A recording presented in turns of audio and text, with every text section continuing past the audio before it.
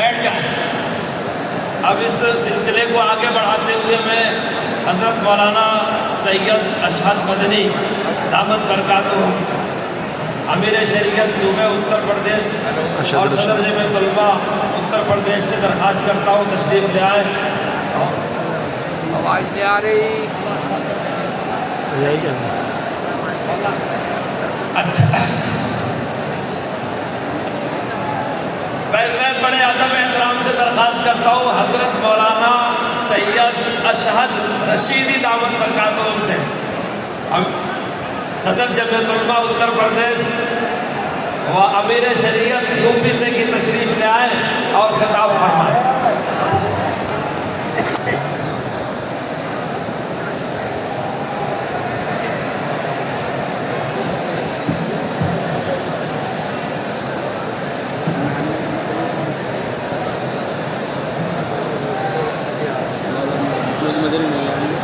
آ سکتے ہیں.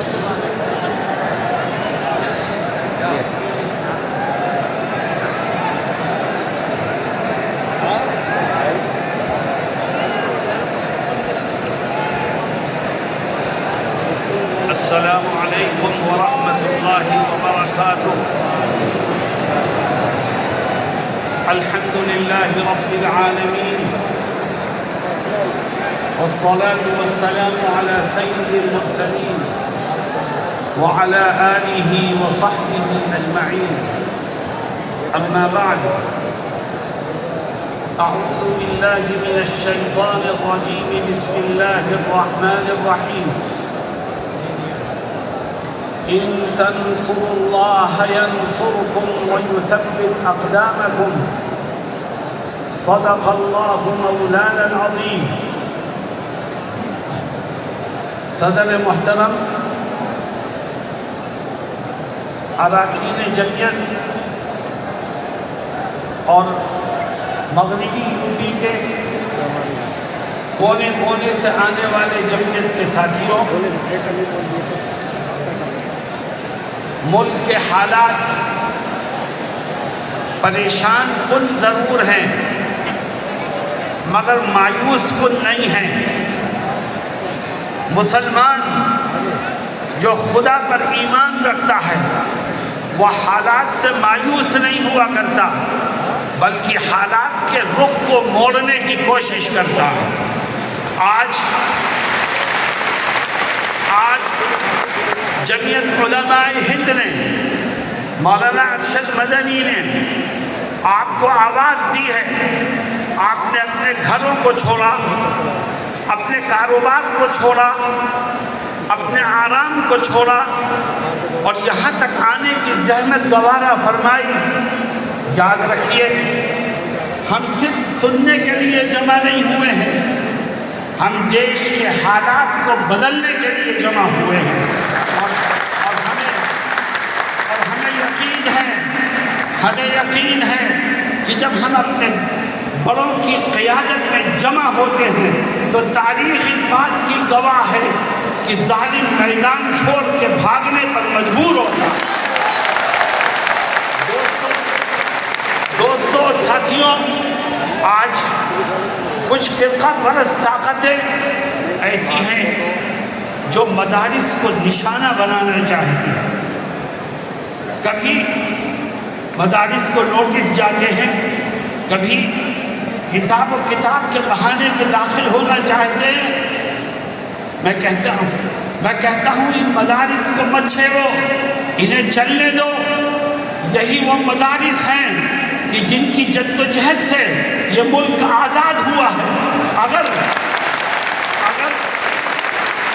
دارالعلوم دیوبند نہ ہوتا، اگر وہاں کے اکابر نہ ہوتے اور مدارس کے جوان، بوڑھے اور وابستہ لوگ ملک کی آزادی کے لیے قربانیاں نہ دیتے تو آج بھی یہ ملک غلامی کی زنجیروں میں جکڑا ہوا ہوگا. مدارس کے لوگوں نے آزادی وطن کے لیے پھانسی کے پھندوں کو چوما، آزادی وطن کے لیے قید و بند کی سار صعوبتیں برداشت کی. مولانا ارشد مدنی کے والد محترم مولانا حسین احمد مدنی نے اپنے استاد محترم حضرت شیخ الہند رحمۃ اللہ علیہ اور اپنے ساتھیوں کے ساتھ آزادی وطن کے خاطر مالٹا کی قید میں رہ کر انگریزوں کی صعوبتیں برداشت کی، اور جب مالٹا سے آزاد ہو کر کے ہندوستان آئے تو گھر میں نہیں بیٹھے، پھر میدان عمل میں نکلے۔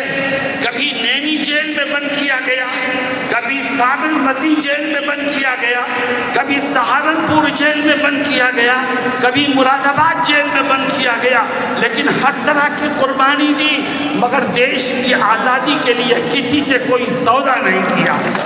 میرے دوستوں اور ساتھیوں، جب تک اس دھرتی پر مدرسے باقی رہیں گے، یہ دھرتی آزادی کا سانس لیتی رہے گی، اور جس دن مدرسوں کو اوپر قدغن لگانے والے کامیاب ہو گئے تو یاد رکھو اس دھرتی کا وجود بھی مٹ جائے گا۔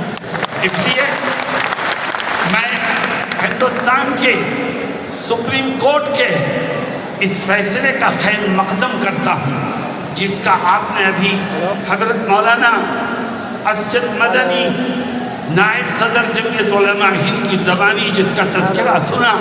اللہ رب العزت ہمیں صحیح رخ پر کام کرنے کی توفیق عطا فرمائے۔ مسلمانوں، آج ہمارا دل دکھا ہے، ملک کے گوشے گوشے میں نبی کریم علیہ السلام کی شان رسالت میں گستاخیاں ہو رہی ہیں، ہماری جان آپ پر فدا ہے، اور آج کوئی بھی کھڑا ہو کر نبی کی شان میں گستاخی کرتا ہے۔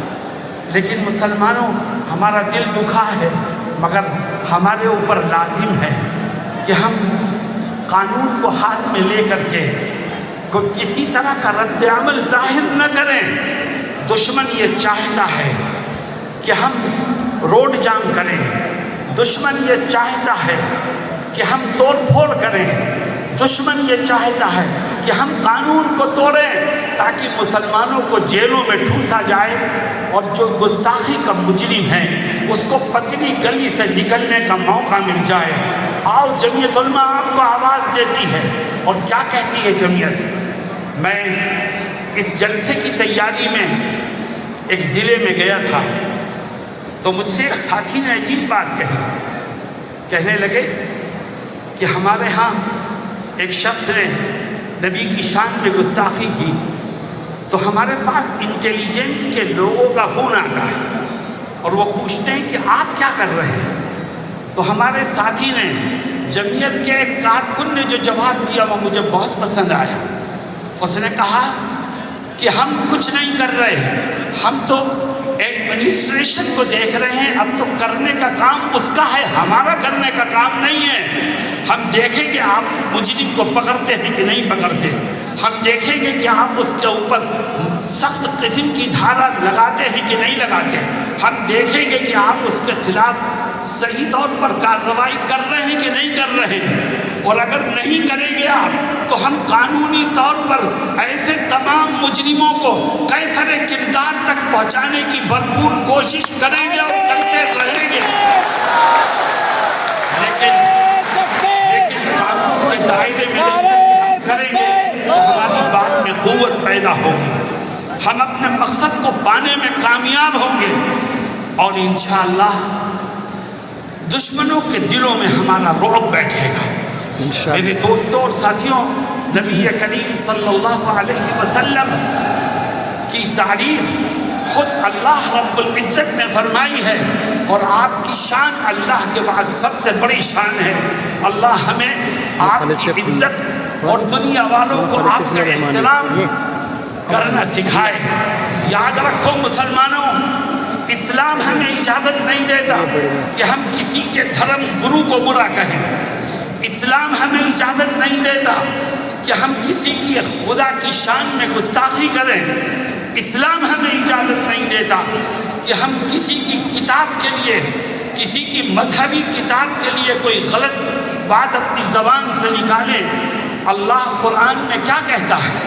اللہ فرماتا ہے وَلَا تَسُبُّوا الَّذِينَ يَدْعُونَ مِن دُونِ اللَّهِ، اللہ کہتا ہے وہ لوگ جو خدا کے سوا کسی اور کو خدا مانتے ہیں ان کے باطل خداؤں کو برا مت کہو، اس سے نفرتیں بڑھیں گی، اس سے اختلافات بڑھیں گے، اس سے دوریاں بڑھیں گی۔ تم تو اپنے خدا کا صحیح پرچار کرو، اللہ ان کے دلوں کو پھیر دے گا۔ میرے دوستوں، میں گورنمنٹ آف انڈیا سے یہ درخواست کروں گا اس کنونشن کے مادھیم سے کہ شان رسالت میں گستاخی کرنے والے کو ملک کے کانسٹیٹیوشن میں جو سزا لکھی ہے وہ سزا دیں آپ۔ اگر قانونی سزا ملنے لگے تو کسی دشمن کو زبان کھولنے کی جرأت نہیں ہوگی، اور انشاءاللہ ہمارا یہ دیش امن و امان کا گہوارہ بن جائے۔ آج گورنمنٹ کی کرسیوں پر بیٹھے ہوئے لوگ اور ایڈمنسٹریشن کے ذمہ دار اپنی ذمہ داری کو ادا کرنے میں کوتاہی کر رہے ہیں، تبھی ایک کے بعد ایک شان رسالت میں گستاخی کی ہمت کرتا ہے۔ میرے دوستوں اور ساتھیوں، اس دیش کا آئین سیکولر آئین ہے۔ کچھ طاقتیں ایسی پیدا ہو گئی ہیں جو اس دیش کے سیکولر آئین کو ختم کرنے کی بات کرتی ہے۔ یاد رکھو، اگر اس دیش میں ہندو، مسلمان، سکھ اور عیسائی آپس میں بھائی بھائی بن کر رہ سکتا ہے تو وہ صرف اس کے سیکولر آئین کی وجہ سے رہ سکتا ہے۔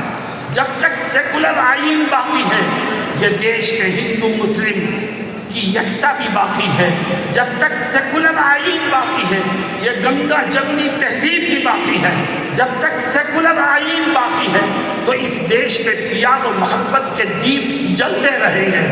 اور جب اس کا سیکولر آئین خطرے میں آئے گا تو صرف مسلمان ہی خطرے میں نہیں آئے گا بلکہ یہ دیش خطرے میں آئے گا اور دیش کی ہر چیز ختم ہو جائے گی۔ ہندوستان کا جمہوری آئین ہی وہ چیز ہے جس نے اس ملک کو پیار و محبت کا نعرہ دیا ہے۔ ہندوستان کا جمہوری آئین ہی وہ چیز ہے جس کی وجہ سے ایک طرف مسجد سے اللہ اکبر کا نعرہ بلند ہوتا ہے تو دوسری طرف مندر سے بھجن گایا جاتا ہے، گرجا سے وہ اپنی مذہبی عبادت کرتے ہیں، اور سکھوں کے گردوارے سے وہاں مذہبی نعرے لگتے ہیں۔ یہ اس کا ایک خوبصورت گلدستہ ہے جو میں نے آپ کے سامنے پیش کیا۔ جمعیت علماء آپ کو آواز دیتی ہے اور اس لیے کہ تاکہ ملک کے میں رہنے والوں فرقہ پرستوں تک یہ بات پہنچا دی جائے کہ یہ ملک رہے گا تو جمہوری آئین اور سیکولر دستور کے ساتھ رہے گا، اور ہم اپنے بزرگوں کے بنائے ہوئے آئین سے چھیڑ چھاڑ کسی کو نہیں کرنے دیں گے۔ ہمارے بزرگوں نے اس کو بنانے میں قربانیاں دی ہیں، ہم اس سیکولر آئین کی حفاظت کریں گے انشاءاللہ۔ آخری بات ہے، ملک میں جگہ جگہ وقف پراپرٹی موجود ہے۔ مسلمانوں میں آپ سے سوال کرتا ہوں، ایک وقف کی زمین ہے جو کسی مسلمان نے وقف کی ہے مسجد کے لیے، یا وقف کی ہے مدرسے کے لیے، یا وقف کی ہے قبرستان کے لیے، یا وقف کی ہے غریبوں اور بیواؤں کی مدد کے لیے، بتاؤ یہ وقف پراپرٹی مسلمانوں کا سرمایہ ہے کہ نہیں ہے؟ ہم اس میں کسی کی مداخلت برداشت نہیں کریں گے۔ یہ وقف پراپرٹی مسلمانوں کا سرمایہ ہے، اس کی دیکھ ریکھ بھی مسلمان ہی کرے گا اور اس سے فائدہ بھی مسلمان ہی اٹھائے گا۔ ہاں، اگر کہیں کسی وقف پراپرٹی کے ساتھ چھیڑ چھاڑ ہو رہی ہے، کوئی اس کا مس یوز کر رہا ہے، کوئی اس کا غلط استعمال کر رہا ہے، تو ملک میں قانون بنا ہوا ہے، آپ مجرم کو پکڑ کے سزا دیجئے، لیکن اس کا مس یوز ہونا، اس کے مس یوز کو بہانہ بنا کر قانون کو بدل دینا اور اس میں غیروں کو داخل کر دینا، یاد رکھو یہ جو وقف بورڈ ترمیمی بل آیا ہے اس سے وقف بورڈ کے مس یوز کو ختم نہیں کیا جائے گا، بلکہ اس کی بربادی کے مواقع اور بڑھتے چلے جائیں گے، جس کو ہم کسی طور پر برداشت کرنے کو تیار نہیں ہیں۔ میرے دوستوں اور ساتھیوں، آج صبح ناشتے پر حضرت مولانا سید ارشد مدنی فرمانے لگے کہ یہ ملک سیکولر ہے، بہت سی فرقہ پرست طاقتیں ایسی ہیں جو یہاں یکساں سول کوڈ لانے کی کوشش کر رہے ہیں۔ یکساں سول کوڈ کا کیا مطلب؟ مسلمان اپنے دین و دھرم کو، اپنے مذہبی اور آئینی قوانین کو چھوڑ کر کے ملکی قوانین کے پابند ہوں گے، سکھ ملکی قوانین کے پابند ہوں گے، عیسائی ملکی قوانین کے پابند ہوں گے، ان کے مذہبی قوانین اور ان کا مذہبی تشخص ختم ہو جائے گا۔ مسلمانوں اعلان کرو کہ ہم اپنی ہر چیز قربان کر سکتے ہیں، مگر اپنا دین و ایمان قربان کرنے کو کسی طور پر تیار نہیں ہے۔ آج جمعیت نے آپ کو آواز دی ہے تاکہ جمعیت کی آواز میں آپ کے ذریعے قوت پیدا ہو اور ہمارا یہ پیغام ایوان اقتدار تک پہنچے، ہمارے یہ جذبات ان کے کانوں تک پہنچے اور دیش کے حالات بدلے۔ مجھے امید ہے کہ ہم نے اور آپ نے کوشش کی ہے، کوشش کرنا ہمارا کام ہے، کامیابی دینا خدا کا کام ہے۔ انشاءاللہ وہ کامیابی دے گا اور حالات بدلیں گے۔ بس آپ ایک ہی نعرہ دیجئے کہ مولانا ارشد مدنی قدم بڑھاؤ، ہم تمہارے ساتھ ہیں۔ مولانا ارشد مدنی قدم بڑھاؤ، ہم تمہارے ساتھ ہیں۔ اللہ ہم سب کی مدد فرمائے۔ وآخر دعوانا